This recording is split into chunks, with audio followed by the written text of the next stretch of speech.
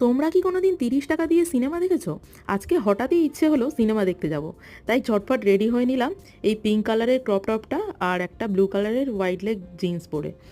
টপটা আমি কিনেছিলাম থাইল্যান্ড থেকে আর জিন্সটা জুডিও থেকে। তো চলে গেলাম মেট্রো করে নন্দনে। আর এখানে চলছিল অযোগ্য বলে একটা মুভি, যেটা প্রসেনজিৎ আর ঋতুপর্ণার 50তম মুভি। তো এটা অনেক দিন ধরেই ভাবছিলাম যে দেখতে যাব, কিন্তু সময় হচ্ছিল না। তো ফাইনালি এটা দেখতে এলাম এবং সিনেমাটা আমার যথেষ্ট ভালো লেগেছে। খুবই হার্ট টাচিং একটা স্টোরি ছিল আর সবার অ্যাক্টিংও অসাধারণ ছিল। অবশ্যই তোমরা এটা একবার দেখতে পারো। তারপরে আমাদের হাতে অনেক সময় ছিল বলে ভাবলাম আর একটা মুভিও দেখে নিই। তো দেখলাম যে অরণ্যের প্রাচীন প্রবাদ বলে একটা ক্রাইম থ্রিলার মুভি চলছে। এটা ট্রেলার আমার দেখাই ছিল না, তাও টিকিট কেটে ঢুকে পড়লাম দেখার জন্য। আর এটাও আমার বেশ ভালো লেগেছে, সাসপেন্সটা বেশ ভালো ছিল আর লাস্টে একটা খুব ভালো টুইস্ট ছিল। এটা তোমরা একবার দেখতেই পারো।